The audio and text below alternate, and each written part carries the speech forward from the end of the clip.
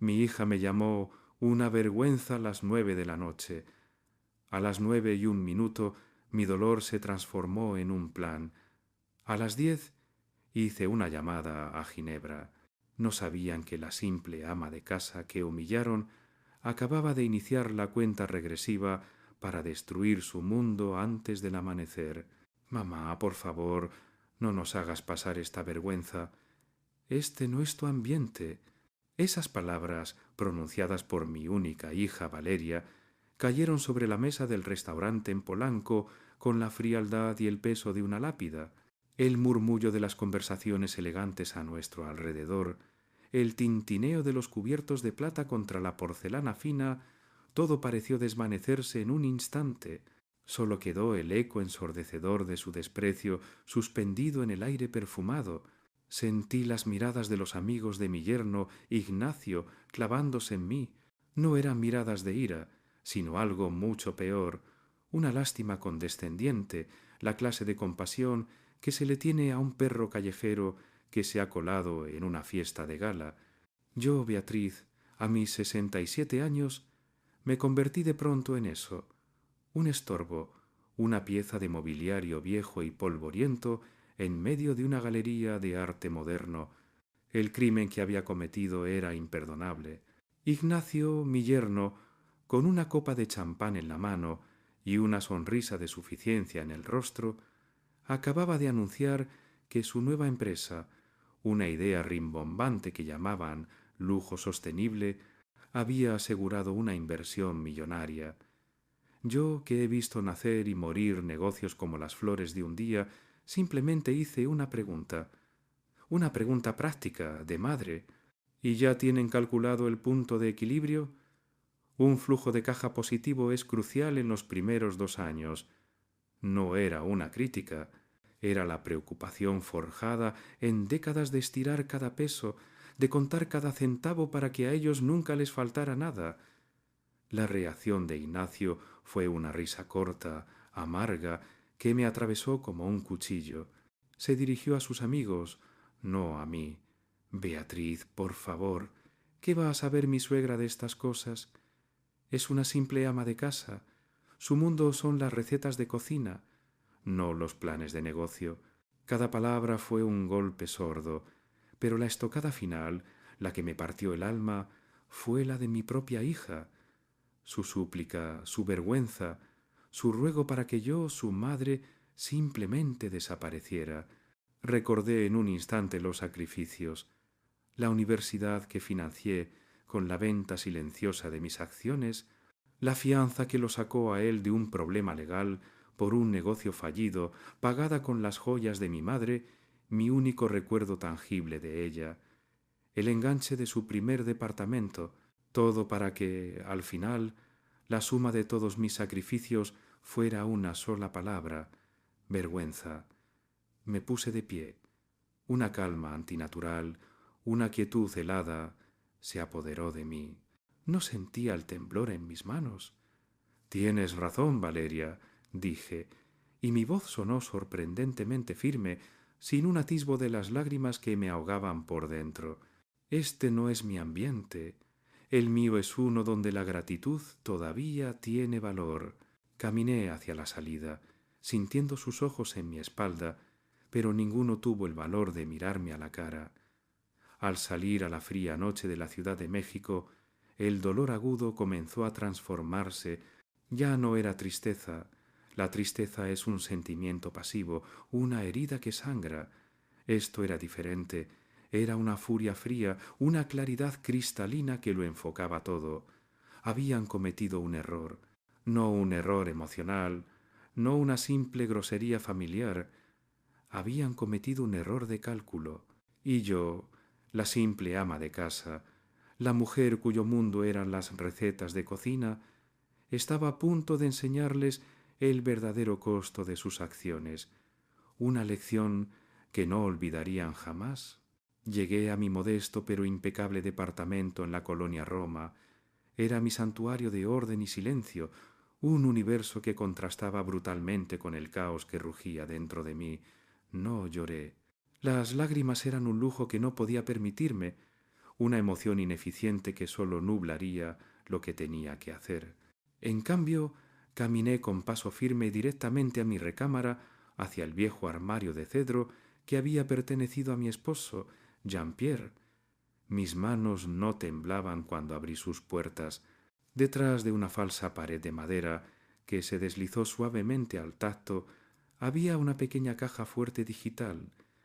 Tecleé una combinación de memoria, el mecanismo zumbó y la pesada puerta de acero se abrió sin esfuerzo.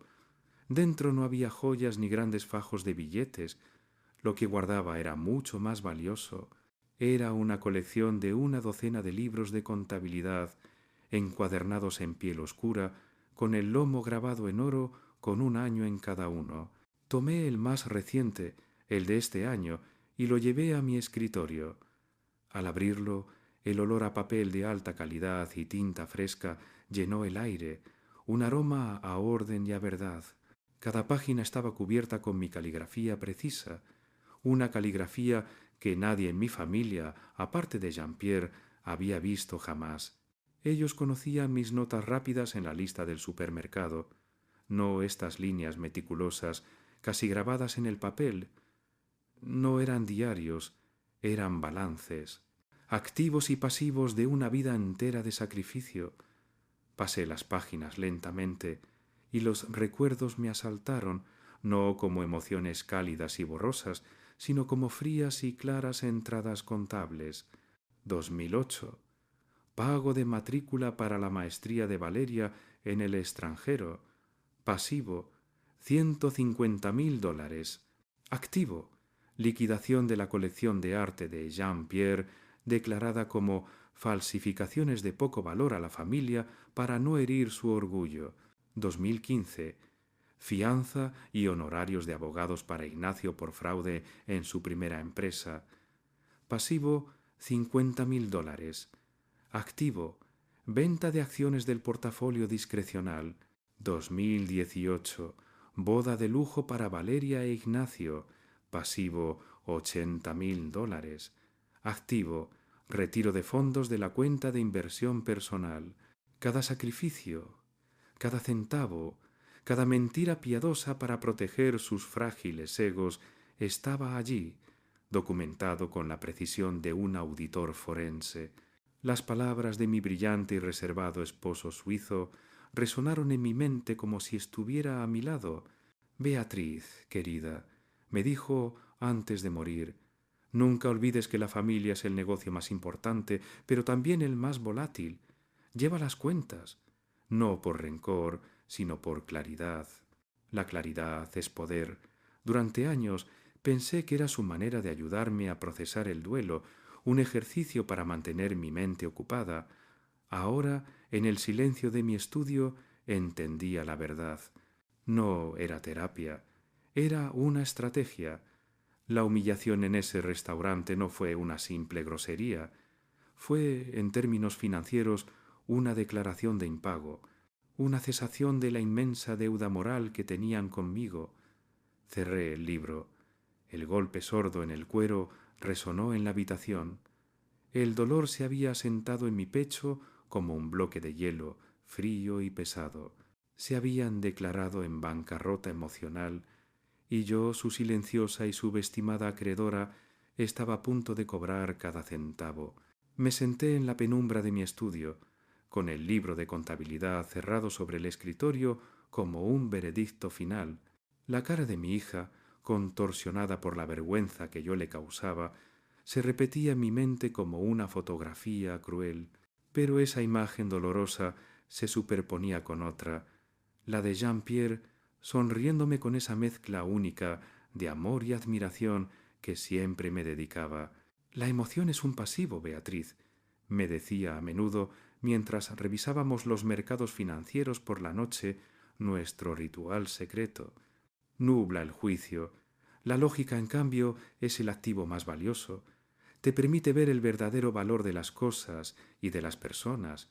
Durante años había vivido una doble vida, manteniendo esos dos mundos escrupulosamente separados. Por un lado estaba la madre amorosa y sacrificada, la mujer del delantal que olía a pan recién hecho. Por otro, la viuda de un brillante financiero suizo, su aprendiz secreta, la única persona en el mundo en quien él confió plenamente su conocimiento y su fortuna. Mi familia solo conoció a la primera. Creían que mi habilidad para administrar el dinero era simple frugalidad de ama de casa, no la disciplina férrea de una gestora de patrimonios. Pensaban que mis viajes anuales a Suiza eran para visitar su tumba, no para presidir juntas de consejo. Esa noche, en ese restaurante, los dos mundos colisionaron de forma violenta. Su desprecio no sólo había herido a la madre, había insultado a la inversora, habían subestimado su activo más importante, el único que no aparecía en sus balances, a mí.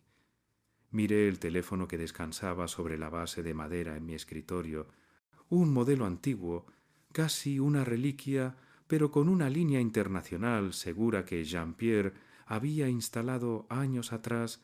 Tomé el auricular, que se sentía frío y pesado en mi mano, como el cañón de un arma. Marqué un número de memoria, un código de país y una serie de dígitos que no había usado en más de un año. El teléfono sonó solo una vez al otro lado del Atlántico. Una voz masculina, nítida y profesional, contestó en francés. «Oui, Sebastián, soy Beatriz», dije, y mi propia voz me sorprendió. El español suave y maternal, el acento que usaba con mi familia, había desaparecido. En su lugar había un tono firme y un francés fluido y sin acento, el idioma de los negocios, el idioma que hablaba con mi esposo. Hubo una breve pausa en la línea, un microsegundo de sorpresa, seguido de un tono de cálido y profundo respeto. «Madame, qué placer escucharla. ¿Está todo bien?» «Todo está en perfecto orden, Sebastián», respondí, mi mirada fija en el libro de contabilidad cerrado sobre el escritorio. De hecho, las cosas nunca han estado más claras. Ha llegado el momento de hacer una auditoría completa de una de nuestras inversiones más antiguas y menos rentables. Quiero que inicies el protocolo de liquidación para la cuenta de la familia Moreno. El silencio al otro lado fue elocuente. Sebastián, el leal gerente del patrimonio que Jean-Pierre me había confiado, el hombre que conocía todos mis secretos, entendió de inmediato. No preguntó por qué. Un buen gestor nunca cuestiona al dueño del capital. Simplemente preguntó cómo. «Los detalles están en los libros como siempre», concluí. Mi voz era ahora un susurro helado. «¿Considera su línea de crédito emocional y financiero permanentemente cerrada? Vamos a reclamar la deuda, con intereses». A la mañana siguiente, mientras Valeria e Ignacio probablemente se despertaban con una ligera resaca de champán y arrogancia, yo ya estaba sentada frente a mi computadora en una videoconferencia segura con Ginebra. El sol apenas se asomaba por las ventanas de mi departamento. En mi pantalla no estaba el rostro de Sebastián, sino el logotipo sobrio y elegante de una firma, Valor Legado, el nombre que Jean-Pierre y yo habíamos elegido hacía más de 30 años para el Family Office que él construyó y que, tras su muerte, yo heredé en su totalidad. No era una empresa gigantesca y ostentosa como las que mi yerno admiraba, sino todo lo contrario. Su poder residía en su discreción, en su silencio. Valor Legado gestionaba las fortunas de un puñado de viejas familias europeas, aquellas cuyo dinero era tan antiguo que había dejado de gritar para susurrar a través de generaciones, y yo, Beatriz Moreno, la simple ama de casa a los ojos de mi familia, era la única dueña y presidenta del consejo. Sebastián apareció en la pantalla, impecablemente vestido con un traje oscuro, con los picos nevados de los Alpes visibles a través de la enorme ventana de su oficina. «Buenos días, madame. He revisado los archivos como solicitó. La exposición total en la cuenta Moreno, sumando los desembolsos documentados en sus libros desde 2008, asciende a poco más de $2 millones estadounidenses, sin contar el interés compuesto». Asentí sin inmutarme. Conocía cada cifra de memoria. eran cicatrices financieras grabadas en mi mente. ¿Y nuestra posición actual? Sebastián consultó su tableta. Sus movimientos eran precisos y económicos. Sólida. Los portafolios han tenido un rendimiento superior al esperado este último trimestre. Los activos totales bajo gestión superan los 500 millones de francos suizos. Su patrimonio personal, madame, es considerable. Era la verdad que había ocultado durante casi 20 años, no por vergüenza, sino por protección. Jean-Pierre no me había dejado simplemente bien posicionada, me había dejado al mando. Él vio en mi mente ordenada y mi naturaleza metódica un talento innato para la gestión de riesgos que ni yo misma sabía que poseía. Durante los últimos años de su vida, no solo fuimos marido y mujer, fuimos mentor y aprendiz. Me enseñó todo: análisis de mercado, diversificación de activos, derecho fiscal internacional. Creía que el mayor riesgo era la ignorancia y se aseguró de que yo nunca fuera vulnerable. Mi familia, en su ceguera egoísta, nunca vio más allá del delantal que yo usaba para cocinar. Nunca se preguntaron por qué mis pequeños ahorros siempre parecían ser suficientes para sus crisis. Nunca cuestionaron mis viajes anuales a Suiza, que yo justificaba como visitas melancólicas a la tumba de mi esposo, cuando en realidad eran reuniones trimestrales del consejo. Bien, Sebastián, dije, y mi voz era tranquila, pero cargada de una autoridad que no había usado en mucho tiempo.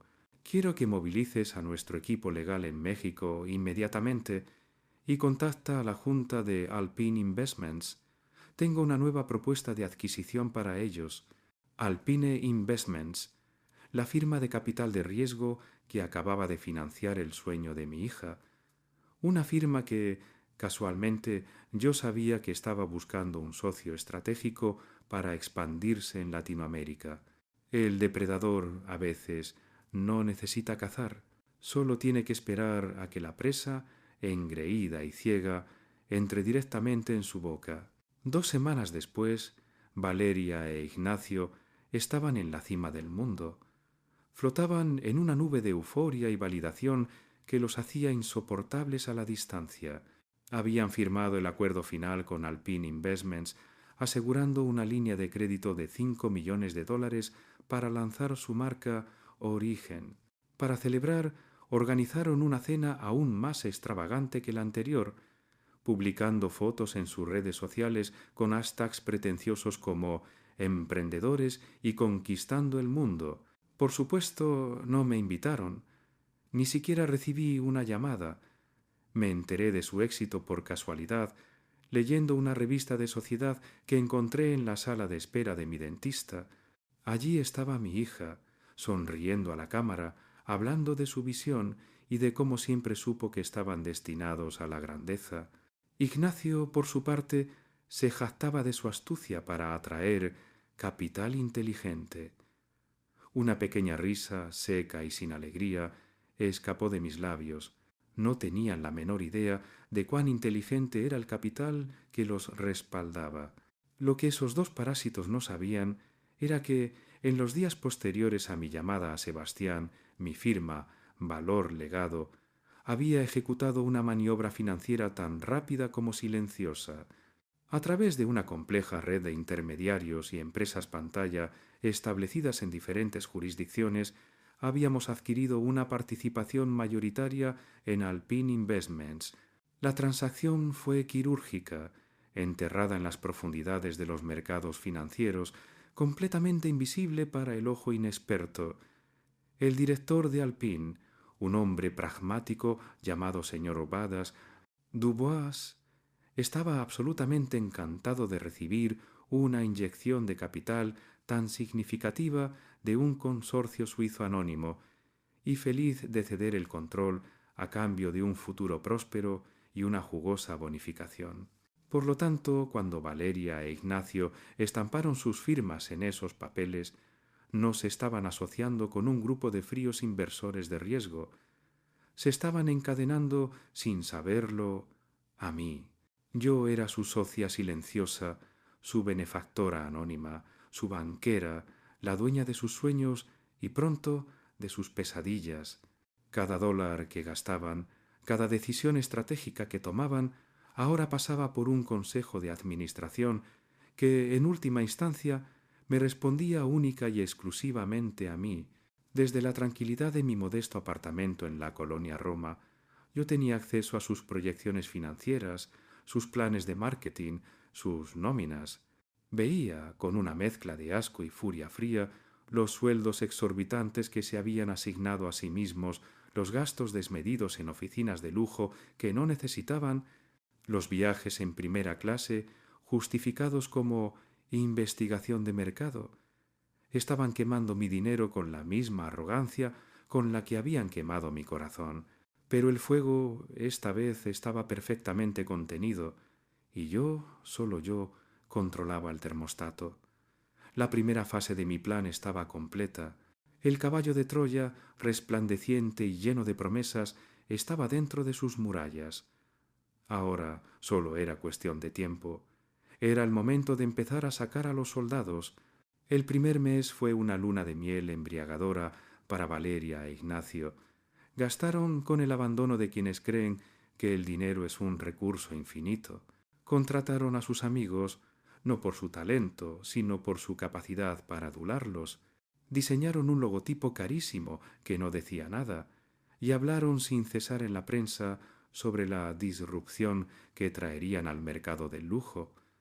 Yo observaba todo en silencio desde mi puesto de control en la colonia Roma. Dejaba que se endeudaran más con cada factura extravagante, que se sintieran invencibles.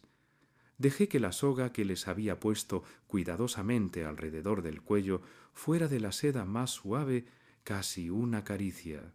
Luego, al inicio del segundo mes, la soga comenzó a tensarse. Imperceptiblemente al principio, Sebastián, actuando como el impecable y distante representante del misterioso consorcio suizo, envió el primer correo electrónico. Era un mensaje cortés pero firme, solicitando un informe de gastos detallado y justificado para la próxima junta de revisión mensual. Vi la copia del correo en mi bandeja de entrada y sonreí. Ignacio, como esperaba, lo descartó con una risa arrogante. Burócratas suizos, le oí decir a Valeria en una llamada que por supuesto fue grabada. No te preocupes, mi amor, yo me encargo de estos dinosaurios. Presentó un informe vago, lleno de generalidades pomposas y proyecciones optimistas que no tenían ninguna base en la realidad. La respuesta de Sebastián fue inmediata y glacial. Este informe es insuficiente. Requerimos facturas, recibos y una justificación estratégica para cada gasto superior a $1.000. La próxima remesa de fondos queda congelada hasta que se cumpla con este requisito. El pánico comenzó a filtrarse bajo la puerta de su castillo de naipes. De repente, el capital inteligente del que tanto se jactaban tenía dientes y eran afilados. Se vieron forzados a pasar noches enteras despiertos, buscando entre montones de papeles, tratando de justificar cenas de lujo y suites de hotel como reuniones de networking. Cada gasto era cuestionado con una precisión quirúrgica. ¿Por qué la elección de este proveedor de cuero cuando existen alternativas de igual calidad certificada con un costo un 30% menor? Pueden presentar el análisis de retorno de inversión para la campaña de influencers de la semana pasada, detallando el coste por adquisición de cliente. Se sentían acosados, microgestionados por un poder invisible y exigente que no entendía su genio creativo. Se quejaban amargamente con sus amigos sobre sus inversores rígidos y sin alma.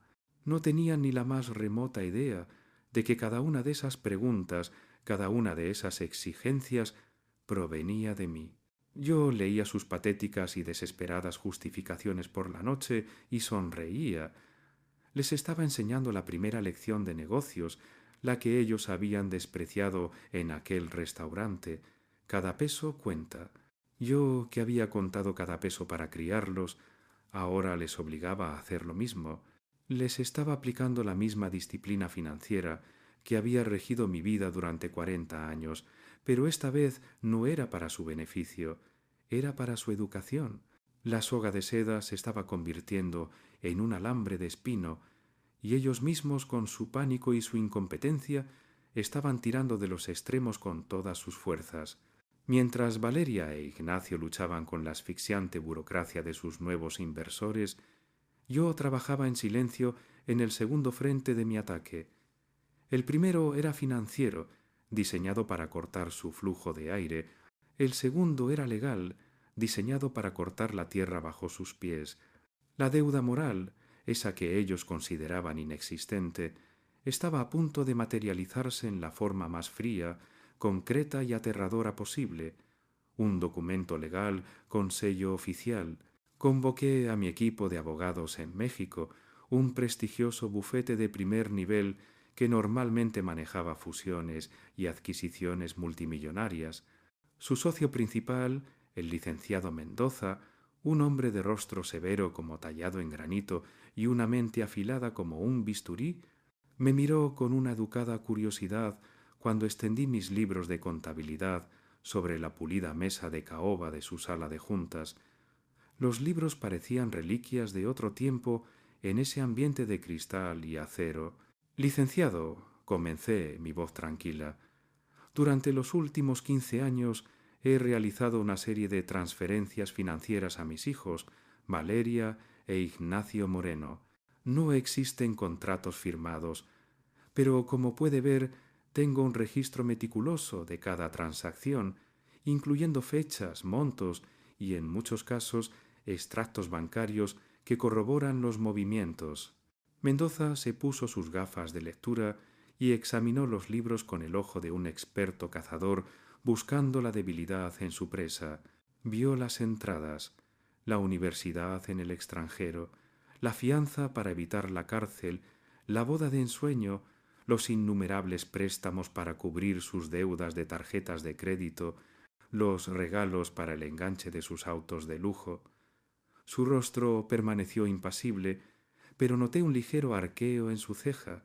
Madame Moreno, dijo lentamente. Su voz era grave y mesurada.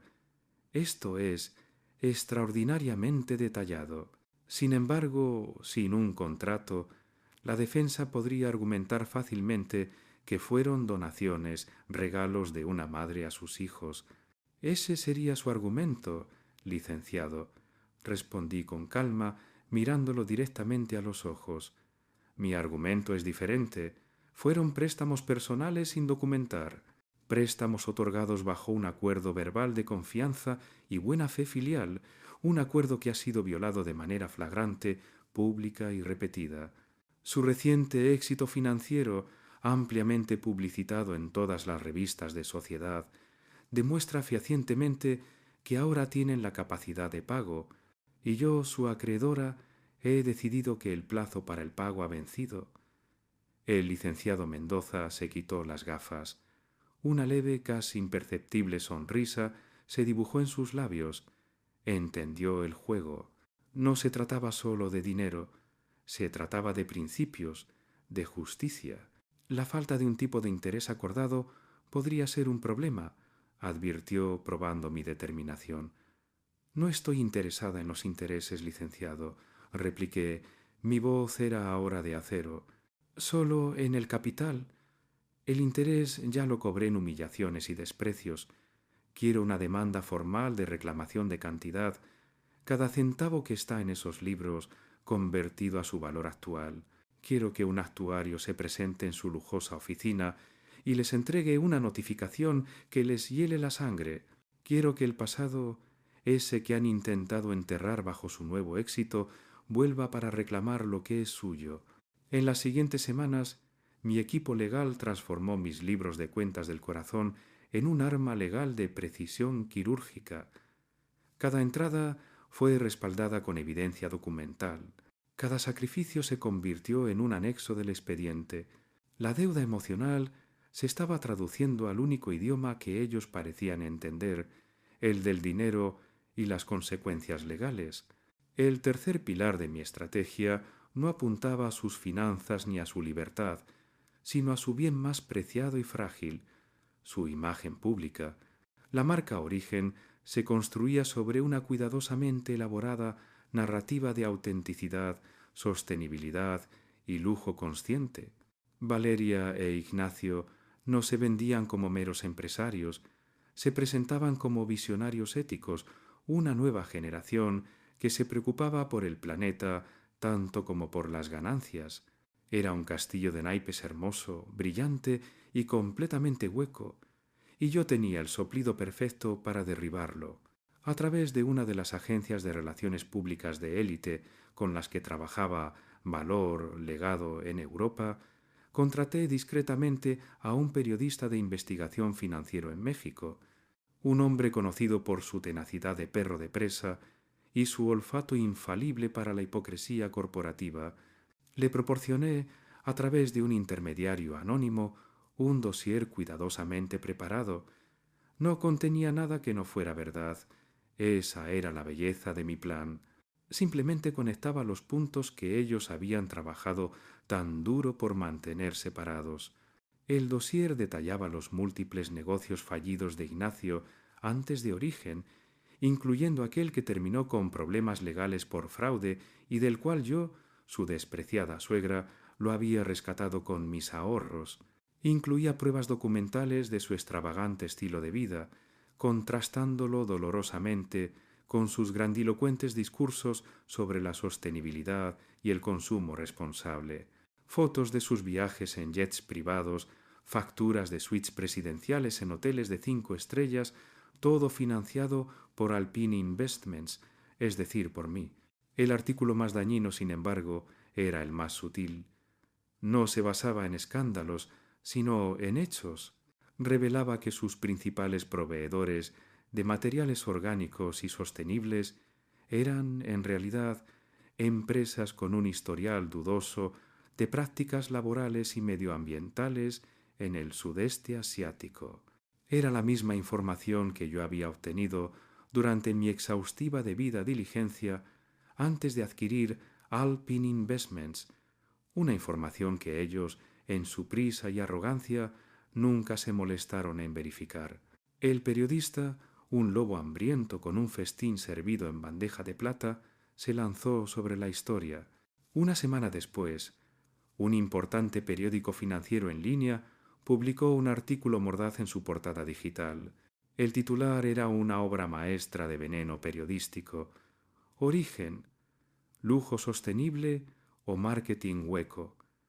El artículo no me mencionaba, no hablaba de deudas familiares ni de dramas personales, simplemente presentaba los hechos fríamente uno tras otro como clavos en un ataúd, cuestionaba su experiencia, exponía su hipocresía y sembraba una duda letal sobre la integridad de su marca. El efecto fue inmediato y devastador. La comunidad de inversores éticos y los consumidores de lujo consciente, su público objetivo, comenzaron a hacer preguntas incómodas. Los bloggers de sostenibilidad, que antes los alababan, empezaron a hacerse eco de la historia pidiendo respuestas. En las redes sociales, donde antes recibían un torrente de alabanzas, ahora enfrentaban un aluvión de comentarios escépticos y acusaciones de greenwashing. Su hermoso castillo de naipes comenzó a tambalearse con la primera brisa de escrutinio real. La prensa que los había endiosado ahora los acosaba con preguntas incómodas. La vergüenza que me habían hecho sentir a mí en la intimidad de una mesa, ahora la estaban experimentando ellos a una escala pública y global. Estaban descubriendo una lección de negocios fundamental. La reputación, como el dinero, es mucho más fácil de gastar que de ganar. El golpe de gracia estaba planeado con la precisión de un relojero suizo, sincronizado para coincidir con su momento de mayor vulnerabilidad.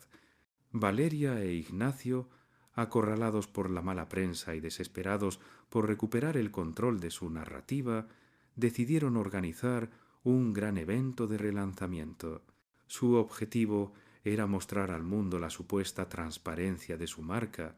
Alquilaron una exclusiva galería de arte en el corazón de la ciudad, invitaron a toda la prensa, a los influencers más cotizados y a potenciales clientes de alto perfil. Sería su gran oportunidad de redimirse, de demostrar con hechos que las acusaciones en su contra eran infundadas.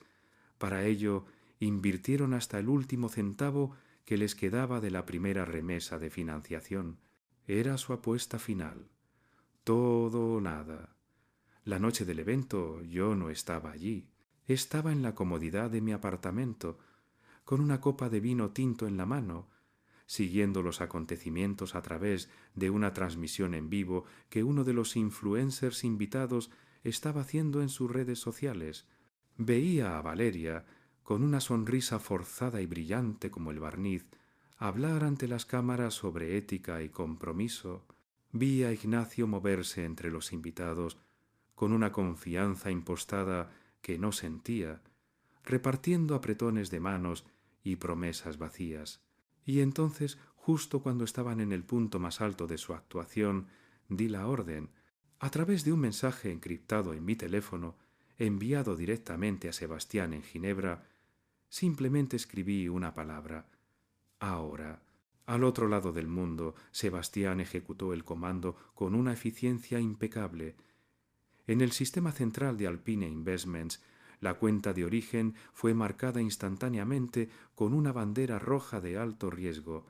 Se activó una cláusula de revisión por daño reputacional, una cláusula estándar que yo misma me había asegurado de que estuviera bien escondida en la letra pequeña de su contrato. El efecto fue instantáneo y catastrófico. La segunda remesa de $5 millones que esperaban recibir esa misma semana para pagar a sus proveedores quedó bloqueada indefinidamente. Pero fui un paso más allá. Con la misma orden, todas las tarjetas de crédito corporativas emitidas a su nombre fueron canceladas de inmediato. El desastre se desarrolló en tiempo real, como una tragedia griega en cámara lenta, para el deleite de las redes sociales. Primero, el jefe del servicio de catering se acercó a Ignacio discretamente, con el rostro pálido. El pago final, que debía procesarse automáticamente esa noche, había sido rechazado. Luego, el gerente de la galería de arte, con el rostro desencajado por la furia, le informó que el cheque para el alquiler del local había sido devuelto por fondos insuficientes. El pánico comenzó a dibujarse en el rostro de Ignacio. Sacó su propia tarjeta corporativa de titanio para intentar salvar la situación, pero también fue rechazada. La música elegante se detuvo abruptamente. Los camareros dejaron de servir las copas de champán. El gerente del local, furioso y humillado, encendió todas las luces principales, rompiendo la atmósfera cuidadosamente creada y exponiendo a todos bajo un resplandor crudo y despiadado. En medio de un silencio sepulcral, frente a toda la prensa y la élite de la moda, Valeria e Ignacio fueron humillados públicamente. La transmisión en vivo capturó cada segundo de su desconcierto y desesperación. Intentaron llamar frenéticamente a sus banqueros en Alpine Investments, pero las llamadas, por orden mía, iban directamente al buzón de voz. Su mundo, construido sobre mi dinero y su arrogancia, se había derrumbado en cuestión de minutos. La vergüenza que me habían infligido en una mesa para 4 ahora se la devolvía frente a cientos. Y el mundo entero era testigo. La caída fue tan rápida como brutal.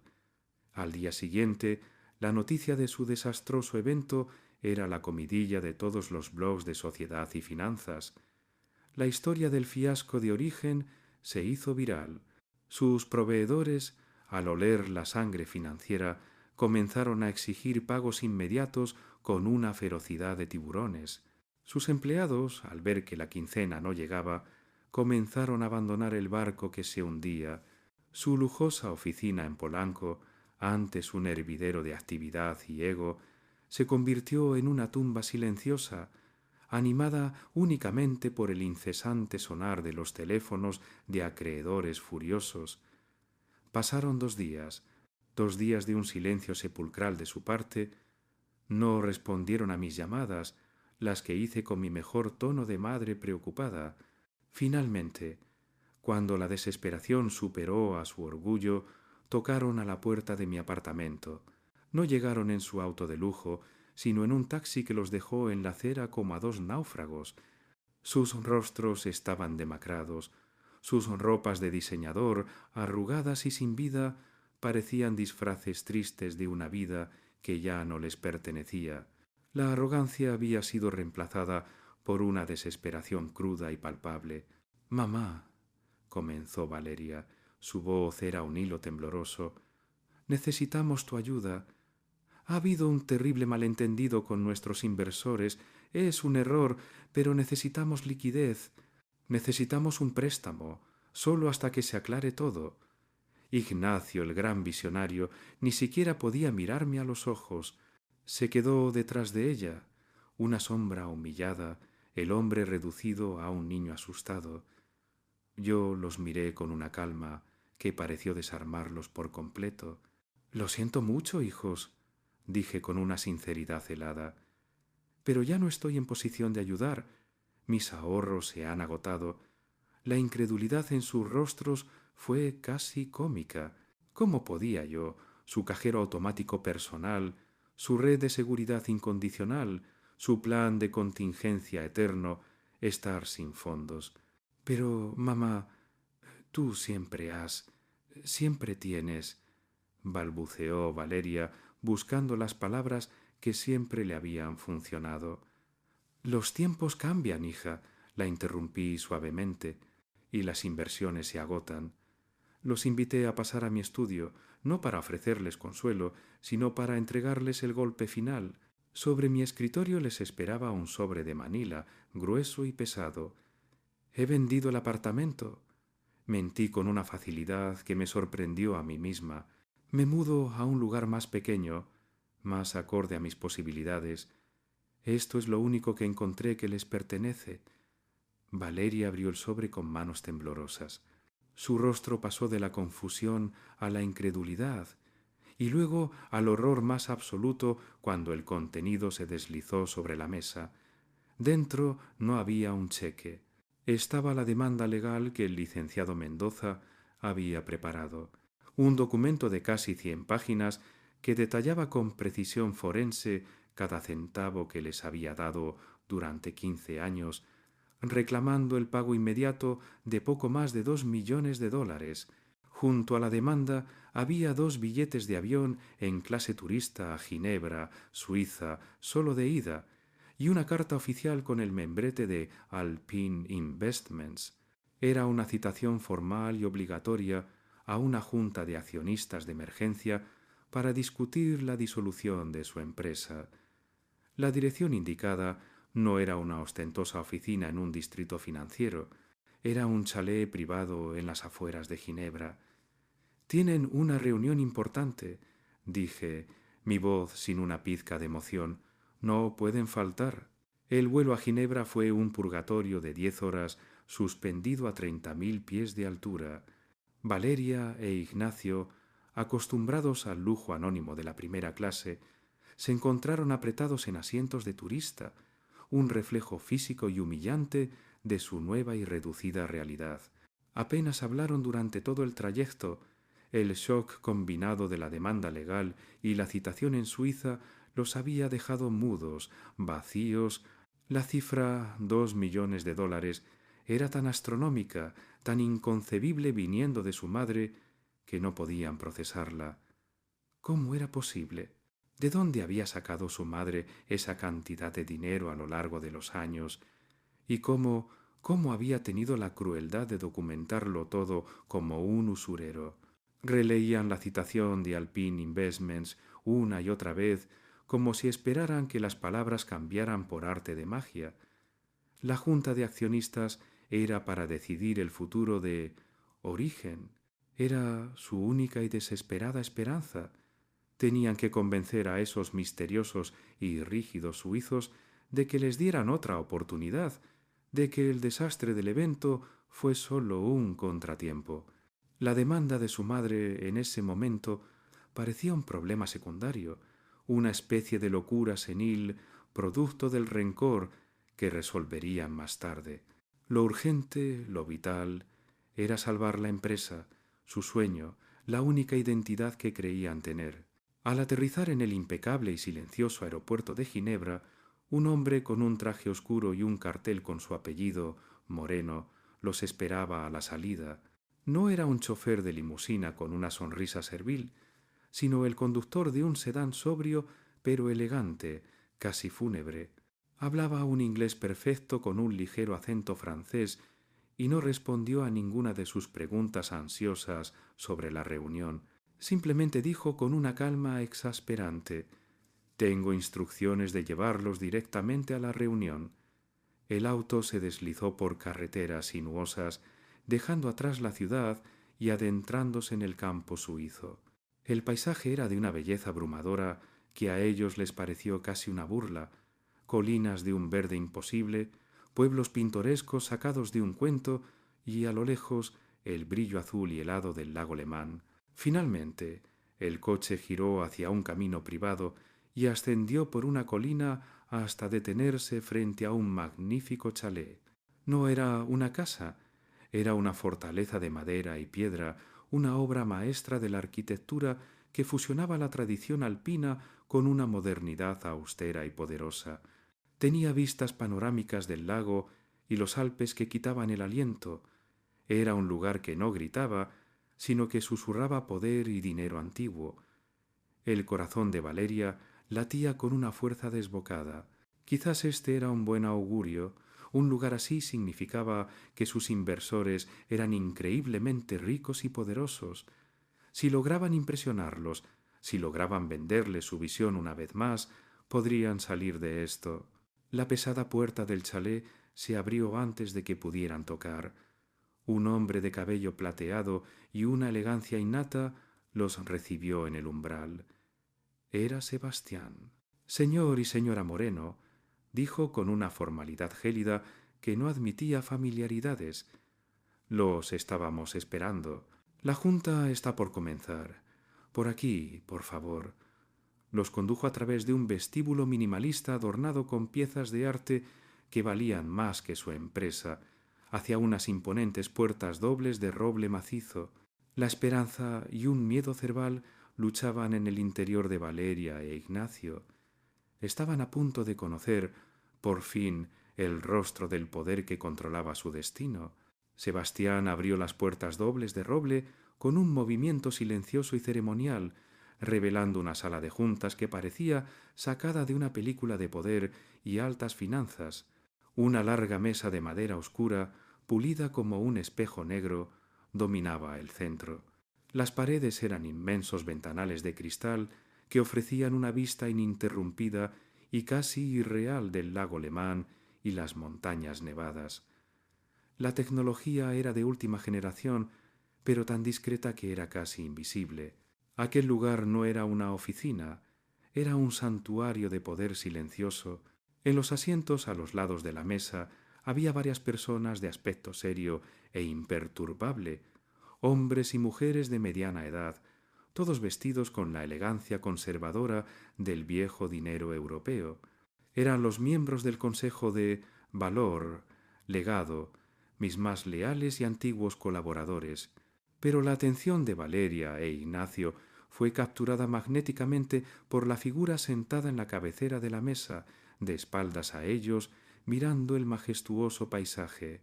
La silla era alta, tapizada en cuero oscuro, casi un trono. La persona que la ocupaba era de complexión menuda, pero su silueta irradiaba una autoridad innegable, un campo de fuerza de control absoluto. «Bienvenidos a la Junta de Accionistas de Emergencia de Alpine Investments, una subsidiaria de Valor Legado», anunció Sebastián, cerrando las pesadas puertas detrás de ellos. El sonido seco del cerrojo hizo eco en el silencio, sellando su destino. La silla en la cabecera de la mesa giró lentamente con un movimiento suave y deliberado, y en ese instante el mundo de Valeria e Ignacio no se derrumbó. Se hizo añicos, se desintegró en 1 millón de fragmentos de una realidad que nunca existió. Sentada allí no estaba un banquero suizo de rostro adusto y cabello cano, estaba su madre, Beatriz, pero no la Beatriz que conocían, no la mujer del delantal y el cabello recogido en un moño sencillo, la que olía a galletas y a preocupación. Esta Beatriz llevaba un traje de diseñador de corte impecable, un gris marengo que acentuaba la plata de su cabello, ahora peinado en un estilo elegante y moderno que enmarcaba su rostro, unos discretos pendientes de perlas y un reloj suizo de esfera delgada eran sus únicas y letales joyas. Su rostro, libre de la expresión de cálida y a veces agobiante preocupación que siempre le conocieron, era una máscara de serenidad, poder y control absoluto. Sus ojos los miraron, y por primera vez en sus vidas no vieron el amor incondicional de una madre. Vieron la evaluación fría y distante de una directora ejecutiva analizando 2 activos fallidos. Valeria. Ignacio, dijo, y su voz, la misma voz que les había leído cuentos de niños y les había cantado canciones de cuna, ahora tenía el timbre del acero pulido. Tomen asiento, tenemos mucho de qué hablar. El shock fue tan profundo que por un momento Valeria pensó que estaba alucinando, que el estrés y la falta de sueño le habían provocado un colapso. Miró a Ignacio, cuyo rostro había perdido todo color. Estaba pálido como un fantasma, con la boca ligeramente abierta en un rictus de incredulidad total. Se dejaron caer en las sillas frente a ella, sus cuerpos moviéndose por pura inercia como marionetas a las que les hubieran cortado los hilos. En la pantalla gigante que ocupaba la pared detrás de Beatriz, el sobrio y elegante logotipo de Valor, Legado, brillaba suavemente. Su madre, su simple, anticuada y vergonzosa madre, era la presidenta de todo. No eran sólo unos inversores anónimos, era ella. Siempre, siempre había sido ella. El silencio en la sala era absoluto, pesado, roto sólo por el suave zumbido casi inaudible del sistema de climatización. Valeria no podía apartar la vista de mí. Su rostro era un lienzo de incredulidad y horror. Estaba tratando de reconciliar la figura imponente que tenía delante con la mujer dócil que creía conocer. Eran 2 personas distintas, irreconciliables, y esa disonancia estaba rompiendo su mente. Yo no esperé a que se recuperaran de su parálisis. El tiempo era dinero, y ellos ya me habían costado demasiado. Con un simple gesto de mi mano, activé la pantalla panorámica detrás de mí. Como accionista mayoritaria y presidenta del Consejo de Valor, Legado y, por ende, propietaria de Alpine Investments, comencé con una voz clara y metódica, desprovista de toda emoción. He convocado esta reunión para discutir un único punto en el orden del día: la insolvencia de nuestra filial, la empresa denominada Origen. La palabra insolvencia los golpeó como un latigazo en la cara. Vi a Ignacio estremecerse. En la pantalla no apareció un aburrido gráfico financiero. Proyecté la primera página de uno de mis libros de contabilidad, escaneada en una definición impecable. Mi caligrafía precisa llenaba la pantalla. Cada número y cada palabra un testigo silencioso. La historia de Origen no comenzó hace 6 meses con su brillante idea, continué. Mi tono era el de una profesora de escuela de negocios exponiendo un caso de estudio fallido. Comenzó aquí. Hice clic con un pequeño control remoto y las páginas comenzaron a pasar en la pantalla, una tras otra, como los pecados en el día del juicio final. Proyecté la entrada de la matrícula de la Universidad de Valeria. Inversión inicial en capital humano. Sin esta inversión no habría visión que vender. La siguiente diapositiva mostró la entrada de la fianza de Ignacio. Rescaté de un activo en riesgo. Sin este movimiento, el genio emprendedor habría tenido antecedentes penales, dificultando cualquier financiación futura. La siguiente, la boda. gasto de representación y marketing para establecer la marca social de los fundadores y generar una red de contactos. Durante 20 minutos metódicos no levanté la voz. No hubo una sola palabra de reproche emocional, ni un atisbo de la madre herida. Simplemente presenté los datos fríamente, vinculando cada uno de mis sacrificios pasados, cada regalo y cada préstamo, a un momento crucial en sus vidas y sus carreras. Cada centavo que me suplicaron era, en realidad, el capital semilla que ellos nunca reconocieron, el combustible que alimentó su arrogancia. La tesis de inversión original era simple. Expliqué, dirigiendo mi mirada a los miembros del consejo, ignorándolos a ellos por un momento, apoyar a dos activos con un supuesto potencial, esperando un retorno a largo plazo en forma de lealtad, respeto y, eventualmente, éxito mutuo. Sin embargo, el análisis postinversión ha revelado un grave problema de gestión, un despilfarro fiscal alarmante y una cultura corporativa fundamentalmente tóxica. Finalmente, la última diapositiva apareció en la pantalla. No había números ni gráficos, era una simple frase en letras grandes y blancas sobre un fondo negro. Declaración de impago moral. Su empresa no es sostenible, concluí volviendo a clavar mi mirada en ellos, porque ustedes, sus fundadores, no son sostenibles. Han vivido de subsidios toda su vida adulta, mis subsidios. Y como cualquier inversor competente sabe, cuando una empresa se convierte en un pasivo tóxico y sin esperanzas de recuperación, hay que tomar una decisión de negocios. He decidido ejecutar la cláusula de impago de su contrato de financiación. A partir de este momento, Valor Legado asume el control total y absoluto de todos los activos, marcas y operaciones de origen. Mi sentencia cayó sobre ellos con una finalidad devastadora, absorbiendo todo el aire de la sala.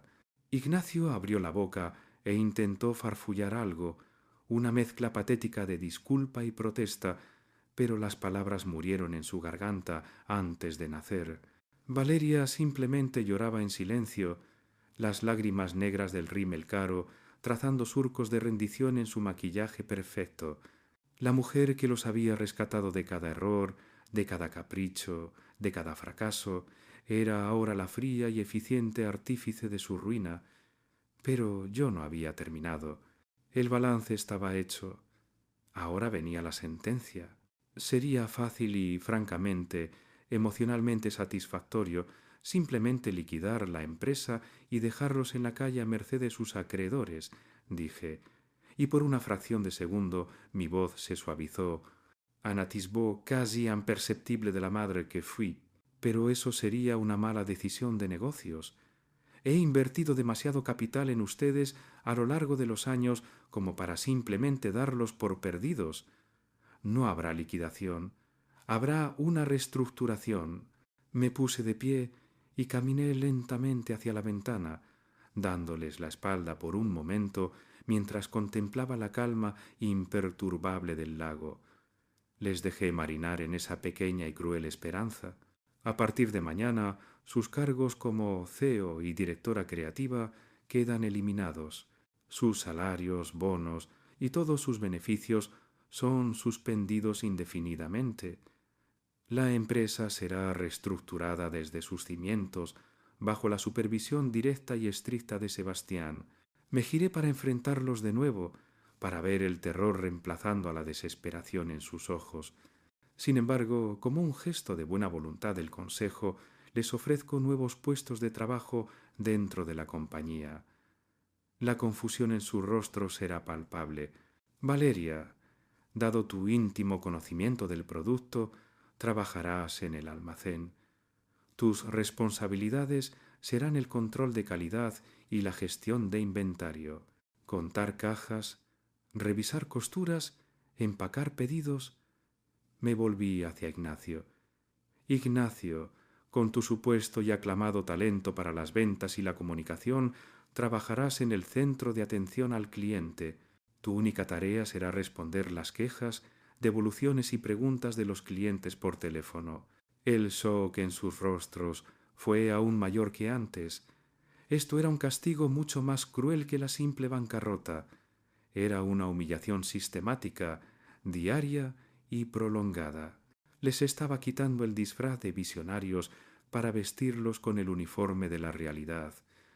Sus salarios serán el mínimo legal vigente en Suiza, continué implacable, y el 80% de ese salario será embargado automáticamente y destinado a pagar la deuda personal de $2 millones que tienen conmigo, como se detalla en la demanda judicial.